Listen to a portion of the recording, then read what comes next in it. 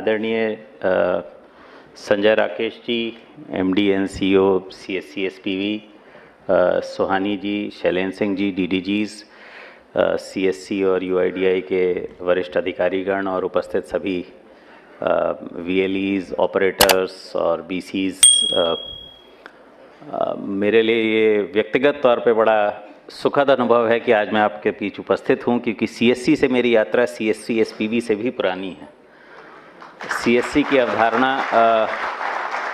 आप लोगों को बहुतों को मालूम होगा, अनेक राज्यों में सीएससी समान संस्थाएं पहले ही बन गई थीं और फिर राष्ट्रव्यापी स्तर पे उसको बहुत सुदृढ़ नींव के साथ चलाने के लिए सीएसपी, एसपीवी और सीएससी 1.0 योजना चली 2005-06 से, और जिससे अभी आज ये 5 लाख वीएलई सेंटर्स तक पहुंच गई है। मेरी इसकी यात्रा शुरू होती है सन 1999 से। मध्य प्रदेश के एक छोटे से ज़िले में हमने पहले 21 छोटे छोटे सीएससी समान केंद्र बनाए थे विलेज लेवल एंटरप्रेन्योर से, इसी अवधारणा के साथ कि G2C और B2C दोनों करेंगे, और जो एक सेवा प्रदान करने के लिए वायबिलिटी आएगी एक और दूसरी ओर जो सरकारी दफ्तरों में लोगों को भ्रष्टाचार की समस्या होती है और केवल उसी स्थान पर 10 से 5 के बीच में जाके सेवा प्राप्त करें, उससे उनको मुक्ति मिलेगी। क्योंकि कंपटीशन आएगा, कंपटीशन से ही जो है ग्राहक को विकल्प मिलेगा, उपभोक्ता को विकल्प मिलेगा, नागरिक को विकल्प मिलेगा और उसको बेहतर सेवा मिल सकेगी और लोगों को रोज़गार अलग मिलेगा। ये सोच थी। एक छोटी सा हमने प्रयोग किया ज्ञानदूत करके, जिसको यूरोपियन यूनियन का स्टॉकहोम चैलेंज का पुरस्कार मिला। मैं पूरी दुनिया में उसको बेहतरीन, सबसे सर्वश्रेष्ठ पब्लिक एडमिनिस्ट्रेशन प्रोजेक्ट माना गया। हम लोग गए थे वहाँ, सन 2000 में मैं गया था स्टॉकहोम में उसको रिसीव करने के लिए अवार्ड को। उसके बाद मध्य प्रदेश राज्य का विभाजन हुआ, मैं छत्तीसगढ़ काडर में आवंटित हुआ। छत्तीसगढ़ में क्योंकि ये प्रयोग किया था तो सबसे पहले मुझे इसी काम पे लगाया गया कि एक नई संस्था बनाई चिप्स करके। जो लोग कहीं छत्तीसगढ़ से जुड़े हों उनको उसके बारे में मालूम होगा, और वहाँ पे चॉइस सेंटर के नाम से आज भी जाना जाता है, Chhattisgarh online information for citizen empowerment, choice agent, choice centre. और वही जो है चॉइस सेंटर का हमने नियम सबसे पहले आईटी एक्ट के तहत जो एक होता है कि कानून बनाने की शक्ति राज्य सरकारों को दी गई थी नियम बनाने की। तब तक आईटी में बड़े प्रयोग हो रहे थे, बड़े बड़े, उस समय आंध्र प्रदेश का बड़ा नाम होता था, पर न केंद्र सरकार ने न किसी भी सरकार ने सबसे पहले नियम सन 2002 में छत्तीसगढ़ सरकार ने बनाए, जिसमें कि बिल्कुल कागज़ पे की हुई चीज़ और इलेक्ट्रॉनिक रूप से की गई चीज़ को बराबर मान्यता दी गई।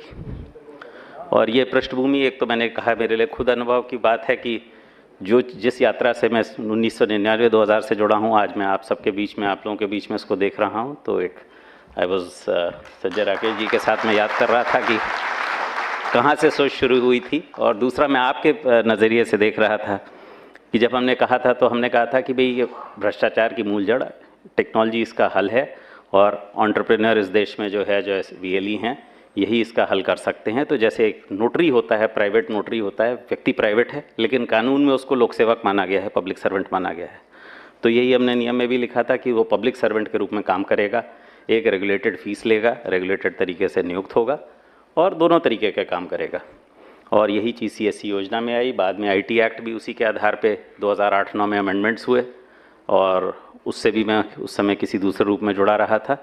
तो ये सारी यात्रा मैंने देखी। मैं इसको आपके बीच में इसलिए याद कर रहा हूँ कि देखिए, आपका जो हमने ये जब शुरुआत की वो उस ज़माने में की जब डिजिटल इंडिया नहीं था।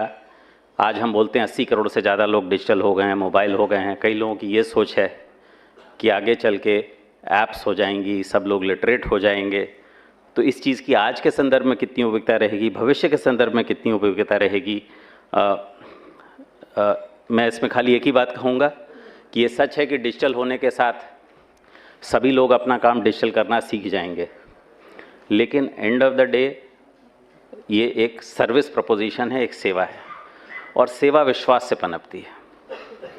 मेरा खुद का अनुभव है, इतने सालों से मैं इंश्योरेंस लेता हूँ और जो मेरा इंश्योरेंस एजेंट है उस पर मेरा विश्वास है। तो मैंने कभी नहीं सोचा कि इसको मैं डायरेक्ट इंश्योरेंस ले लूँ। जब मेरा क्लेम आता है तो वो मेरा क्लेम कराता है। मैं इससे पहले एक विभाग में था जहाँ इंश्योरेंस का देख रहा था, तो मेरा देखने के साहब आप सीधे ले लीजिए, आपका ये बच जाएगा। मैंने कहा मुझे नहीं करना, मुझे एजेंट के ही थ्रू काम करना है। वो दौड़ भाग करता है, मेरा काम कराता है, मुझे सही सलाह देता है, सही तरीके से कराता है। तो आप सबका भी जो ये एंटरप्रेन्योरशिप पे इतना बड़ा नेटवर्क इस देश में खड़ा हुआ है, कितना भी डिजिटल पेनिट्रेशन हो जाए, अगर आप उपभोक्ता का, नागरिक का विश्वास बनाए रखेंगे तो आप बढ़ते चले जाएंगे। उस विश्वास को कायम रखें।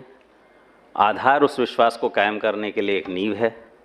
उस आधार के लिए जो डॉक्यूमेंटेशन प्रक्रिया है, बड़े सारे वाक़ये आप लोगों ने भी सुने होंगे कि कई लोगों ने गलतियां की, कुछ को हटा दिया गया, अब उसको सुदृढ़ तरीके से किया जा रहा है। केवल आपको ये ध्यान रखना है कि हमेशा अपने विश्वास को, जो नागरिक आपके पास विश्वास से आ रहा है, और आपके पास ऐसे लोग आ रहे हैं जो कि संभवतः तुलनात्मक रूप से, रिलेटिव रूप से कम पढ़े लिखे हैं, कम डिजिटली लिटरेट हैं, तो उनको आपके विश्वास की और ज़्यादा ज़रूरत है। विश्वास बनाए रखिए, आपका बहुत तेज़ी से ये काम बढ़ेगा। इसकी सरकारी सेवाओं की मांग भी बढ़ेगी, निजी सेवाओं की मांग भी बढ़ेगी, और ये बहुत चीज़ जो है आगे तेज़ी से बढ़ेगी। मैं मुख्य बात आपके सामने यही रखना चाहता था। बाकी आज के कार्यक्रम की पूरी रूपरेखा सामने है, दोनों डीडीजीज़ ने उसके सामने विस्तार पे रखा है, और सीओ भी अभी आपको उद्बोधन करेंगे। तो मैं इन्हीं शब्दों के साथ आप सभी के लिए पूरी शुभकामनाओं के साथ अपनी बात को यहाँ विराम दें। Shri Kumar Rakesh Sinha ji, director UIDAI, sir please join us on the stage. Also Shri Sanjay Singh Rautela साहब, director UIDAI, please join us on the stage sir. And Shri RVN Srinivas, director UIDAI, please join us on the stage. Also Avneesh Tyagi sir, आप भी please हमें stage पर join करें।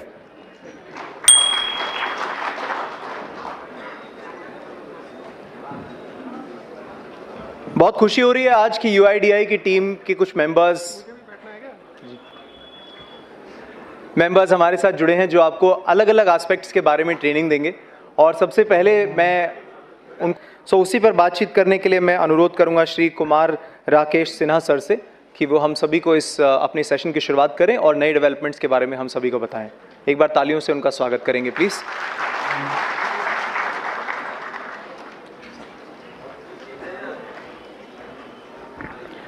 धन्यवाद।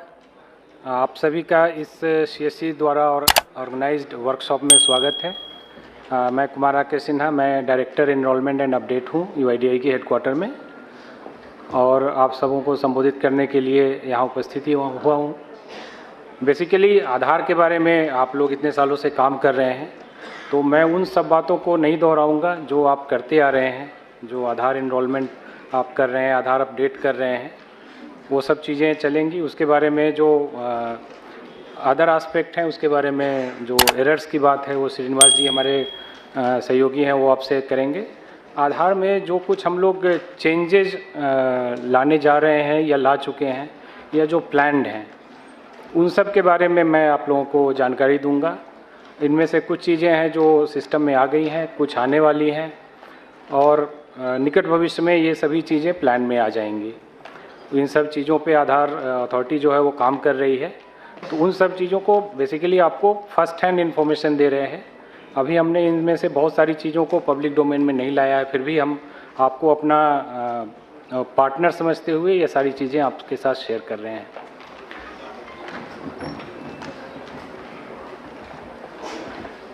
पहले तो जानकारी देना चाहूँगा आधार सैचुरेशन के बारे में। CSC शुरू से ही आधार से जुड़ी रही है, और मेरा जहाँ तक अनुमान है लगभग 20 करोड़ आधार CSC ने शुरुआती दौर में बनाए थे, और अभी भी बीच में एक छोटा सा ब्रेक था, उसके बाद से काम करते जा रहे हैं। तो सभी रजिस्ट्रार और इन लोगों के सहयोग के कारण आप ये इंडिया का मैप देख रहे हैं, और आप देखें पूरा ग्रीन जो सेंटर पार्ट है पूरा ग्रीन हो चुका है। 27 राज्य हमारे ऐसे हैं जहाँ पे 90% से ज़्यादा सैचुरेशन हो चुकी है। सैचुरेशन की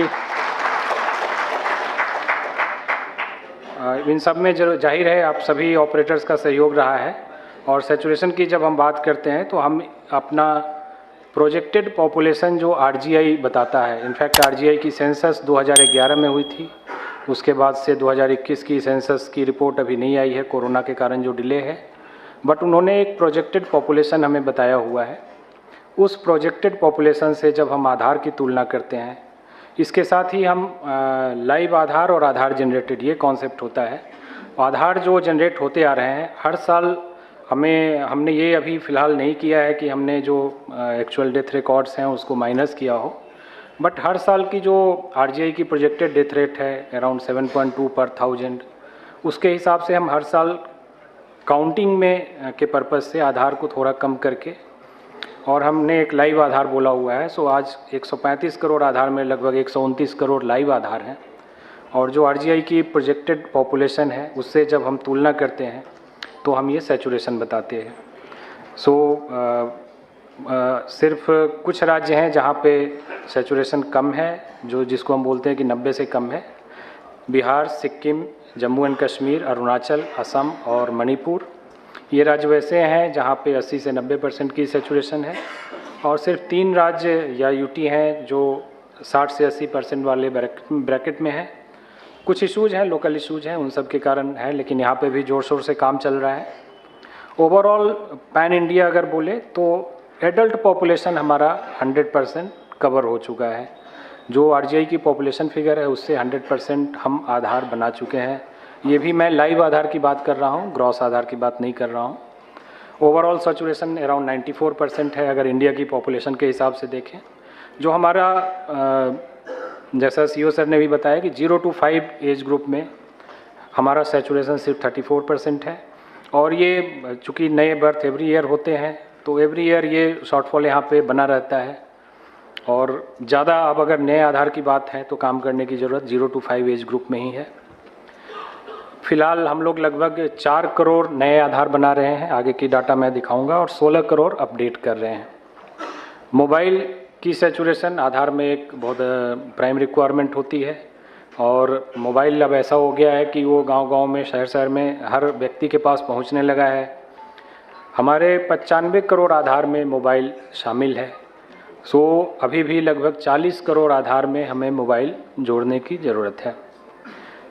एक और है जो मैंडेटरी बायोमेट्रिक अपडेट की बात है, वो अभी लगभग 5 करोड़ पर ईयर हो रहे हैं। इसके बारे में भी आगे छोटी सी जानकारी दूंगा आपको। ये हमारा कंपैरिजन है year wise enrolment and update का। तो जैसा कि आप जानते हैं 2010 में पहला आधार इशू हुआ था, और 2011-12 से ये फुल फ्लेज्ड पूरी स्पीड से चल पड़ा, और आने वाले 5 साल में यानी 2015-16 तक, 2016 की अप्रैल आई थिंक 3 अप्रैल थी जिस दिन हम लोगों ने अनाउंस किया कि हमने 1 बिलियन आधार, 100 करोड़ आधार बना दिए हैं। उसके बाद से इनफैक्ट एक विज्ञान भवन नहीं, एक और लोकेशन थी, मैं भूल रहा हूँ, वहाँ पे मंत्री महोदय ने ये अनाउंसमेंट करी थी कि आज हम लोगों ने 100 करोड़ आधार बना लिए हैं। उसके बाद से नए आधार बनने की गति कम हुई, जाहिर है पॉपुलेशन हम कवर करते जा रहे थे, और फ़िलहाल जो पिछले 2 साल में आप डाटा देख रहे हैं कि थोड़ा ज़्यादा है। 18-19 और 19-20 में लगभग 2-2.5 करोड़ के बीच में एवरेज था। 20-21 और 21-22 में जो नंबर्स हैं वो 22-23 में भी हैं। ये बेसिकली असम और मेघालय स्टेट, यहाँ पे आधार बनाने की प्रक्रिया शुरू नहीं हुई थी। कुछ इशू थे लोकल एनआरसी वगैरह के, तो 2020-21 में इस काम को वहाँ पे भी लागू किया गया। तो 20-21, 21-22 और इस साल भी वहाँ काफ़ी ज़ोर शोर से काम चला, और जैसा कि आपको मैं बता चुका हूँ पिछली स्लाइड में,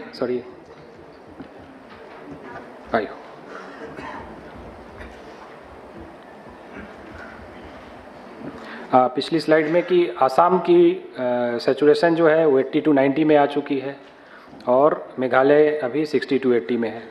तो इस तरह से आगे चल के नए आधार का काम और भी थोड़ा कम ही होगा, क्योंकि सिर्फ 0 to 5 की पॉपुलेशन को कम करेंगे, लेकिन अपडेट का काम लगातार बढ़ता जा रहा है। पिछले 2017-18 से 20-21 तक आप देखें तो फ्लैट 9 करोड़ के आसपास अपडेट था, लेकिन 21-22 में ये 16 करोड़ हुआ। इस साल भी जो डाटा है वो उम्मीद है कि ये 16 करोड़ के आसपास रहेगा, और आगे और बढ़ने के चांसेस हैं। अगला एक नया काम आधार के पास आधार होल्डर्स के लिए हम लोगों ने शुरू किया है, जिसको डॉक्यूमेंट अपडेट बोलते हैं। इसके बारे में विशेष चर्चा हमारे अगले अतिथि श्री संजय रौतेला जी करेंगे, विस्तार से करेंगे। यहाँ पे मैं बेसिकली इसको शॉर्ट में ये बताना चाहता हूँ कि जैसा कि आपने पिछली स्लाइड में देखा कि जो अपडेट हुए हैं लगभग 60 करोड़ अपडेट हुए हैं, जबकि आधार 135 करोड़ बना है। तो अगर हम ये भी मान लें कि एक आधार में एक ही अपडेट हुए हैं, तो भी 75 करोड़ आधार ऐसे हैं जिनमें कोई अपडेट नहीं हुआ है। और जाहिर है कि बहुत सारे हमारी जनसंख्या है जो गाँवों में रहती है, तो वहाँ पे कोई अपडेट की ज़रूरत नहीं है। उनका जो एक एड्रेस है वो परमानेंट एड्रेस होता है और उसमें कोई चेंज नहीं होता है। नाम, उम्र, जेंडर और एड्रेस, यही 4 चीज़ें हम लेते हैं। अगर इन 4 में कोई चेंज नहीं है तो कोई अपडेट की ज़रूरत नहीं है उनको। लेकिन हम लोग चाह रहे हैं कि जिन लोगों के आधार 10 साल से ज़्यादा पुराने हो गए हैं, वो कम से कम एक बार, अगर उनके एड्रेस या डेमोग्राफिक्स में कोई चेंज नहीं हुआ है, फिर भी वो एक अपडेट हमारे साथ करें और अपनी रिसेंट प्रूफ ऑफ आइडेंटिटी और प्रूफ ऑफ एड्रेस डॉक्यूमेंट जमा करें, ताकि उनके आधार को हम रीवैलिडेट कर सकें, उनके आधार को हम दोबारा से ये जान सकें कि हाँ वो आधार बनवाए थे और स्टिल वो सिस्टम में हैं और उनकी ये नई डॉक्यूमेंट्स हैं हमारे पास। तो जैसा कि आप देखेंगे, अब 10 साल पुराने आधार को अपडेट करने की बात है, तो 2011-12 के जो 15 करोड़ आधार हैं उनके लिए ये टाइम पूरा हो चुका है। 2012-13 में फिर से 15 करोड़ आधार बने थे, तो हम लोग अभी नवंबर में हैं और दिसंबर, अगले 4 महीने में ये 15 करोड़ आधार भी ड्यू हो जाएंगे अपडेट करने के लिए। और उसके आने वाले 1 साल और में लगभग 30 करोड़ आधार बने थे। सो आने वाले 16 महीने में लगभग 60 करोड़ आधार हैं जो इस प्रक्रिया के लिए एलिजिबल हो जाएंगे कि उनका डॉक्यूमेंट एक बार अपडेट किया जा सके। ये पूरे आधार इकोसिस्टम के लिए बहुत बड़ी चुनौती है कि हमें लगभग अगले आने वाले 16 महीने में 60 करोड़ आधार अपडेट करने हैं। इसके लिए बड़े पैमाने पे हम मीडिया कैंपेन कर रहे हैं। आप लोगों को भी आज कुछ पैम्पलेट दिया गया होगा। तो जिनके आधार में कोई डेमोग्राफिक चेंज नहीं भी है, तो भी उन्हें एक डॉक्यूमेंट हमारे पास सबमिट करना है। चलिए, इसकी जानकारी हमारे सहयोगी बताएंगे आपको। इस पे मैं और ज़्यादा विशेष अभी नहीं बताता हूँ, आगे बढ़ता हूँ। अगली प्रक्रिया है चाइल्ड इनरोलमेंट की प्रक्रिया। बच्चों के जो हम इनरोलमेंट करते हैं, तो 0 to 5 के बच्चों के हम फिंगरप्रिंट कैप्चर नहीं करते हैं। उस समय हम सिर्फ उनकी फ़ोटोग्राफ लेते हैं, उनके माता पिता में से किसी एक का आधार लेते हैं और उनकी ऑथेंटिकेशन करते हैं, मतलब उनकी फिंगरप्रिंट माता पिता की लेते हैं। तो इस प्रक्रिया में थोड़ा और सुधार किया जा रहा है, जो हमें इस बात के लिए करेगा कि हम उस, चूँकि हम, हमारी जो यूएसपी है, जो हमारा प्रोटोकॉल है कि हम बायोमेट्रिक्स के बेसिस पे, फिंगरप्रिंट और आईरिस के बेसिस पे ये निर्धारित करते हैं कि एक व्यक्ति को 2 आधार ना मिल सके। लेकिन 0 to 5 एज ग्रुप के बच्चों में क्या होता है कि उनकी बायोमेट्रिक्स तो हमने ली नहीं, तो उनका जो डेमोग्राफिक इन्फॉर्मेशन है उसके बेसिस पे हम डीडुप्लीकेशन करते हैं। लेकिन उस प्रक्रिया में हम देख रहे हैं कि कई बार एक बच्चे के 2 आधार बन जाते हैं, क्योंकि वो कई बार बच्चे का जो इनरोलमेंट करने जाते हैं तो वो नाम बदल के, कभी बच्चे का नाम तो बचपन में ऐसे ही चेंज होता रहता है, वो तो जब स्कूल जाते हैं तो नाम एक तरह से फिक्स हो पाती है। तो उस प्रक्रिया को ज़्यादा ऑथेंटिक बनाने के लिए हम लोग ये करने जा रहे हैं कि हम दोनों माता पिता, दोनों के आधार नंबर उसमें लेंगे, जिससे हमको डीडुप्लीकेशन जब हम करें तो उस माता पिता के डिफरेंट, जो उन माता पिता को हेड करते हुए जो आधार बने होंगे उनको कैप्चर करके हम डीडुप्लीकेशन कर सकें, ताकि एक बच्चे को डुप्लीकेट आधार इशू ना हो। इसमें बहुत सारे ऑप्शन रखे जाएंगे, जहां अगर एक ही माता पिता में से एक अवेलेबल है, दूसरा नहीं है या ऑर्फन है, इस तरह की एक्सेप्शन पॉलिसी रहेगी वहाँ पे। बट ये बेसिकली एक प्रक्रिया हम लाने जा रहे हैं। दूसरा कि आरजीआई जो रजिस्ट्रार जनरल ऑफ इंडिया है, उन्होंने बर्थ रजिस्ट्रेशन के लिए भी काफ़ी मेहनत करी हुई है। तो हम लोग ये प्रपोज़ करने जा रहे हैं कि आगे के आधार में जो बच्चों का आधार बनेगा, तो प्राइमरी डॉक्यूमेंट सिर्फ बर्थ सर्टिफिकेट होगा। बर्थ सर्टिफिकेट के अलावा दूसरे डॉक्यूमेंट को हम लोग एक्सेप्शन में ही स्वीकार करेंगे, अदरवाइज स्वीकार नहीं करेंगे। तो इस पे भी काम चल रहा है। आने वाले कुछ महीनों में ये प्रक्रिया पूरी तरह से सिस्टम में आ जाएगी। हमें जो अपना क्लाइंट है उसको अपडेट करना है, अपग्रेड करना है, उस प्रक्रिया में है। तो ये आप लोगों के लिए जानकारी है कि फ्यूचर में जब आप बच्चों का इनरोलमेंट करेंगे तो दोनों माता पिता के दोनों का आधार लेना होगा और बर्थ सर्टिफिकेट लगाना होगा। साथ ही आधार लिंक बर्थ रजिस्ट्रेशन, ये एक प्रक्रिया है जिसमें हम RGI जो बर्थ रजिस्ट्रेशन करती है उसका डाटा सॉफ्टवेयर से डायरेक्टली API के माध्यम से हम लेते हैं और जो बर्थ सर्टिफिकेट में डाटा है उसी डाटा के आधार पे आधार बनाया जाता है। तो इस प्रक्रिया में RGI का सहयोग चल रहा है और लगभग 17 राज्यों और केंद्र शासित प्रदेश में हमने इस प्रक्रिया को रोल आउट कर लिया है। बाकी जगह पे काम चल रहा है, हमें ये 36 स्टेट तक UT तक पहुंचना है। तो इस प्रक्रिया के होने के बाद मतलब ऑनलाइन तरीके से आधार बच्चों के आधार 0 to 5 एज ग्रुप के आधार को हम बनाने के लिए आगे बढ़ेंगे। हो सकता है कई स्टेट में खास करके हरियाणा वगैरह में शायद CSC भी हरियाणा गवर्नमेंट के साथ शायद टाइड अप है, तो इस प्रक्रिया को आप लोग जानते होंगे जो वहाँ पे काम कर रहे हैं। हमने कई राज्यों के हेल्थ मिनिस्ट्री को भी अप्रोच किया है कि वो भी अपने सिस्टम को इन बच्चों के इनरोलमेंट के लिए लगाएं और ये सिस्टम ALBR जो आधार लिंक्ड बर्थ रजिस्ट्रेशन है उससे जब लिंक हो जाएगा तो डाटा कैप्चर RGI की सॉफ्टवेयर से डायरेक्ट होगा। अगली प्रक्रिया जो है बच्चों के मैंडेटरी बायोमेट्रिक अपडेट की है। तो मैंडेटरी बायोमेट्रिक अपडेट जो हमारा रेगुलेशन आधार का है वो बोलता है कि बच्चों को 5 से जब वो उनकी उम्र 5 साल की हो जाती है तो अगले 2 साल के अंदर 5 से 7 साल के बीच में और पुनः 15 से जब उनकी उम्र 15 साल की हो जाती है तो अगले 2 साल के अंदर 15 से 17 के बीच में उन्हें एक बार अपना बायोमेट्रिक अपडेट कराना है। 5 से 7 साल वाले एज ग्रुप के लिए तो ये ज़रूरी है क्योंकि उनकी बायोमेट्रिक हमारे पास है ही नहीं, तो ये तो करना बहुत ही ज़रूरी है। और 15 से 17 में भी चूँकि अब मान लीजिए 5 साल के बच्चे ने कराया तो उसकी जो फ़ोटोग्राफ आधार पे होगी, जो उसकी फिंगरप्रिंट फिंगर की साइज़ होगी वो काफ़ी छोटी होगी, तो इसलिए वो 15 के एज में एक बार अपडेट कराना ज़रूरी है ताकि उसकी फ़ोटो अपडेट हो जाए, जो नया आधार उसके पास आए। आधार नंबर तो वही रहेगा, ये तो आप जानते हैं, लेकिन उसको एक नए जिससे उस आइडेंटिटी से उसको पहचान उसको मिल सके। तो ये अभी तक हमने काफ़ी इस पे कैंपेन भी किया और लोगों को किया कि भाई आप आधार मैंडेटरी बायोमेट्रिक अपडेट करवाएं, लेकिन उसके बावजूद बहुत सारे लोगों ने अभी करवाया नहीं है। तो एक चेंज हम लोग अपनी पॉलिसी में लाने जा रहे हैं जो कि 1 जनवरी से लागू होगा। इसमें है कि जो UIDAI ने 2 साल की परमिशन दी है कि 2 साल के अंदर आप अपडेट करा लें, अगर उस पीरियड में आप अपडेट कराते हैं तब तो वो पैसे UIDAI आपको लिए फ्री ऑफ कॉस्ट होगा, UIDAI संबंधित रजिस्ट्रार को ये पैसे देगी। लेकिन अगर आप 7 साल और 17 साल से ऊपर के हो जाते हैं तो आपने वो अपना जो सिस्टम आपको UIDAI ने प्रोवाइड किया था वो आप उसको यूज़ नहीं कर पाए तो उसके बाद वो चार्जेज आपको खुद बियर करने पड़ेंगे।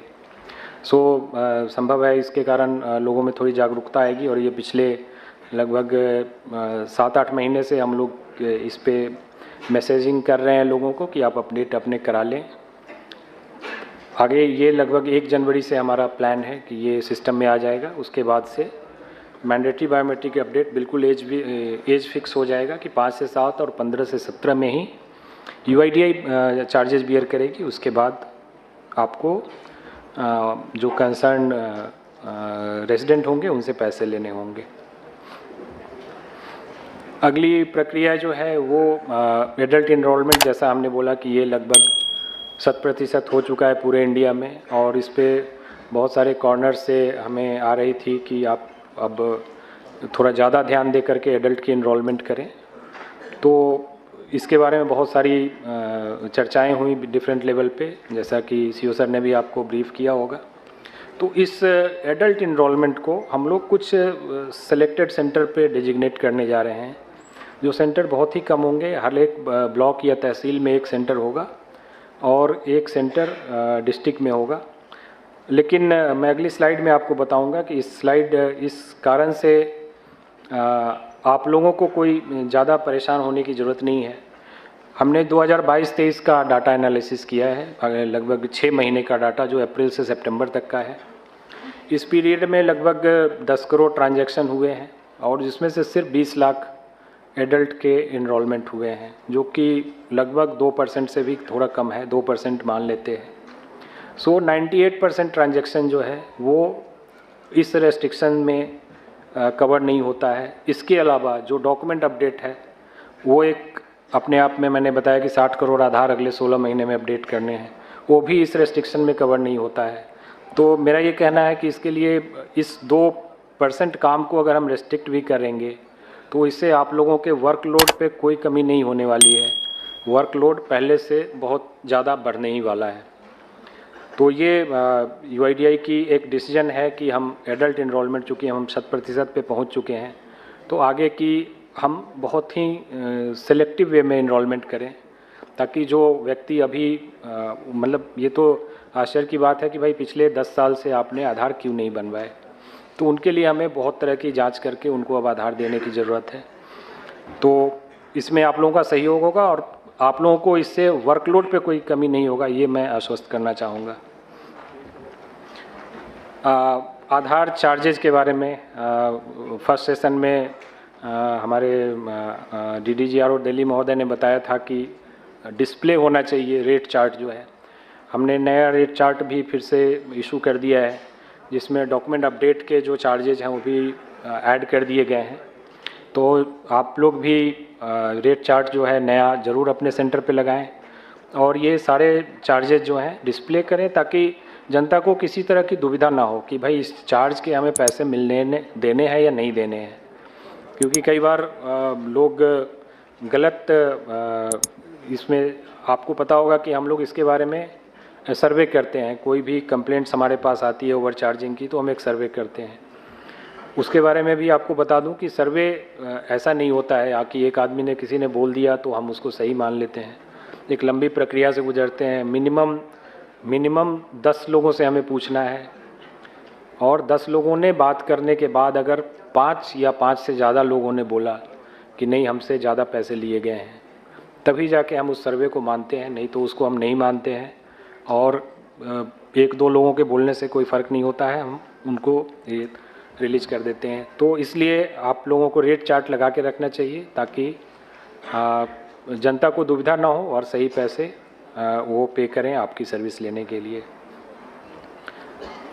अगली जानकारी है revise list of supporting document. जैसा कि आप जानते हैं, आप पिछले 10 साल से हमारा एक फिक्स पैटर्न था, proof of identity and proof of address, proof of relationship and proof of date of birth. ये 4 डॉक्यूमेंट हम बनाते थे, और ये 4 डॉक्यूमेंट चाहे आप न्यू इनरोलमेंट करें या अपडेट करें, सब में कॉमन होता था। तो अभी तक जो जानकारी है कि वो एक ही डॉक्यूमेंट है, आप उससे इनरोलमेंट भी कर सकते हैं, अपडेट भी कर सकते हैं। लेकिन हम इस प्रक्रिया में फिर से चेंज लाने वाले हैं। हो सकता है आने वाले नए साल में ये आपको देखने को मिले कि अब 3 तरह के डॉक्यूमेंट होंगे। पहला होगा जो चाइल्ड 0 to 5 न्यू इनरोलमेंट, इसमें सिर्फ और सिर्फ बर्थ सर्टिफिकेट होगा, और उसके अलावा कुछ एक्सेप्शन डॉक्यूमेंट होंगे जिनके पास किसी तरह से ये बर्थ सर्टिफिकेट नहीं है। और बाकी न्यू इनरोलमेंट जो 5 से 18 एज ग्रुप या एडल्ट के लिए होगा, उसमें बहुत ही रेस्ट्रिक्टेड टाइप के डॉक्यूमेंट होंगे, वो डिफाइन किए जाएंगे। और बाकी सारे जो डॉक्यूमेंट आप आज की डेट में देख रहे हैं वो अपडेट के लिए वैलिड रहेंगे विथ सर्टेन चेंजेज व्हाट्सोएवर वो हैपन हो रहे हैं। तो बेसिकली अब डॉक्यूमेंट जो अभी एक ही टाइप का होता था, वो डॉक्यूमेंट अब आने वाले समय में 3 टाइप के हो जाएंगे। इसके साथ ही जब ये चेंजेज होंगे तो हम इनरोलमेंट की फॉर्म भी चेंज करेंगे। बच्चों के इनरोलमेंट की फॉर्म अलग होगी, एडल्ट के इनरोलमेंट और अपडेट की फॉर्म अलग होगी। तो ये चेंजेस भी आपको देखने को मिलेंगे। सो नया डॉक्यूमेंट सेट मिलेगा आपको और नए इनरोलमेंट फॉर्म मिलेंगे। एक और नई चीज़ जो आने वाली है, ये भी नए साल के अंदर ज़रूर आ जाएगी। इस पे हो सकता है पायलट हमारा दिसंबर में स्टार्ट हो जाए। अभी एक स्टैंडर्ड सर्टिफिकेट इशू होता है। स्टैंडर्ड सर्टिफिकेट की एक पेपर डॉक्यूमेंट है और उस पर डाटा भरा जाता है, रेजिडेंट की फ़ोटो लगाई जाती है। आप लोग काफ़ी संख्या में इस स्टैंडर्ड सर्टिफिकेट को यूज़ कर रहे होंगे, और वो किसी डेजिग्नेटेड ऑफिसर द्वारा स्टैम्प्ड एंड साइन होता है। इसको हम लोग सीडैक के माध्यम से एक ई-साइंड सर्टिफिकेट क्रिएट करने जा रहे हैं। इसमें जाहिर है कि रेजिडेंट आपकी भी हेल्प लेंगे। उनका हर एक रेजिडेंट पहले एक सर्टिफिकेट क्रिएट करेगा जिसमें वो अपने नाम, एड्रेस वगैरह सारी चीज़ें भरेगा। इसमें फ़ायदा ऑपरेटर के लिए ये होने वाला है कि प्रेजेंट सिनेरियो में जो सर्टिफिकेट होता है वो हाथ से भरा होता है, तो कहीं भी कोई करेक्शन होने से फिर वो एक डूबियस डॉक्यूमेंट में आता है, रिजेक्ट हो जाता है। यहाँ पे सारी चीज़ें इलेक्ट्रॉनिकली टाइप्ड होंगी और उसके बाद वो जो ऑफिसर, डेजिग्नेटेड ऑफिसर हैं जो इसको इशू करेंगे, उनके पास जाएगा। डिजिटली वो लॉगिन करके इसको एक्सेस करेंगे, वहाँ पे इसको आधार ई-साइन से वो इसको साइन करेंगे एंड देन वो डॉक्यूमेंट इलेक्ट्रॉनिकली भी अवेलेबल होगा UIDAI की डाटाबेस में, और वो प्रिंट भी ले सकते हैं जो रेजिडेंट होंगे। वो प्रिंट की कॉपी लेकर आपके पास आएंगे। आप जब इनरोलमेंट करेंगे तो बैकएंड पहला तो कोई उसमें एरर नहीं होगा, और बैकएंड पे हम उसको वेरीफाई कर सकते हैं कि वो कौन से ऑफिसर ने इशू किया है।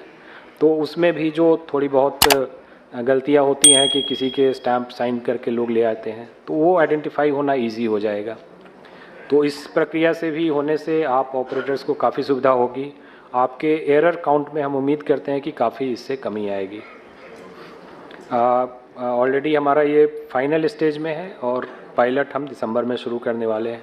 तो जैसे ये प्रोग्रेसिवली लॉन्च हो जाएगा और एक्सेप्टेबिलिटी इसकी आ जाएगी, तो उसके बाद हम पेपर फॉर्मेट में ई-साइन डॉक्यूमेंट जो है उसको बंद कर देंगे। एक और जो प्रक्रिया है जिसके बारे में भी बात की गई है, हमने पिछले 3 महीने का एवरेज ट्रांजैक्शन कैलकुलेट किया है। तो हमारे CSC के जो ASK हैं उनकी पर स्टेशन जो ट्रांजैक्शन पर मंथ है वो लगभग 300 है। यानी कि अगर मैं 25 दिन से डिवाइड करूं, 25 वर्किंग डे से, या 30 दिन से भी डिवाइड करूं, तो 10 पर डे पर स्टेशन आता है। और CSC BCs के जो ट्रांजैक्शन हैं वो काफ़ी कम है, लगभग 100 ट्रांजैक्शन एक महीने का। 25 वर्किंग डे का मतलब 4 ट्रांजैक्शन, या 30 वर्किंग डे अगर आप 30 दिन काम करते हैं मतलब 3 से 4 ट्रांजैक्शन। तो ये ट्रांजैक्शन इस बात की ओर इशारा करते हैं कि नंबर्स हमारे एक्टिव स्टेशन के बहुत ज़्यादा हैं। लेकिन उम्मीद है कि आप लोग डॉक्यूमेंट प्रोजेक्ट आने से जो एडिशनल वर्कलोड आया है, आप अपने ट्रांजैक्शन बढ़ा सकेंगे और ज़्यादा से ज़्यादा लोग इस काम को आगे बढ़ा सकेंगे। तो ये चीज़ ऐसी है कि हम दोनों बात कैसे जस्टिफाई करें। एक तरफ हम बोलते हैं कि हमें नंबर्स सेंटर बढ़ाने हैं और दूसरी तरफ जो सेंटर है वहाँ से आउटपुट नहीं आ रहा है। तो इन चीज़ों के बीच में एक सामंजस्य बैलेंस रखना है, सो दैट जितने सेंटर चले वो टोटली लोडेड हों और लोगों को पूरी सुविधा दे सकें। ये सिर्फ हमने सिस्टम आधार बनाने के काम में जुड़ गए हैं, लेकिन हम नंबर्स नहीं कर पा रहे हैं। इसकी जो भी रीज़न हो, तो ये जस्टिफाई नहीं करता है कि हम अपने सेंटर की संख्या बढ़ाएं। तो इस पर भी ध्यान देने की ज़रूरत है। एक तरफ लोग लंबी लंबी क्यू लगा के रहते हैं कि भाई हमें आधार के काम में दिक्कत हो रही है, देरी हो रही है, और दूसरी तरफ जो हमारे सेंटर हैं उनकी एवरेज काफ़ी कम है। तो इस पर भी आप लोग ज़रूर ध्यान देंगे। ये रिजेक्शन की पैरामीटर्स जिसके बारे में भी हमारे DDG महोदय ने बताया था, और इसकी डिटेल प्रेजेंटेशन हमारे श्रीनिवास जी आपको अगली स्लाइड में देंगे। बट ओवरऑल रिजेक्शन जो है वो आप CSC एज ए रजिस्ट्रार, इसमें CSC ASK and CSC BCs दोनों शामिल हैं, अराउंड 11.5% है। और इसमें से 8.76% सिर्फ उस कैटेगरी में आते हैं कि document not as per approved list. तो इसमें भी आप लोगों को ध्यान देने की ज़रूरत है कि जो document listed document drop down menu में आपको एनरोलमेंट या अपडेट करते समय मिलता है, वो डॉक्यूमेंट वैसा ही जमा होना चाहिए, कोई भी और डॉक्यूमेंट जमा नहीं होना चाहिए।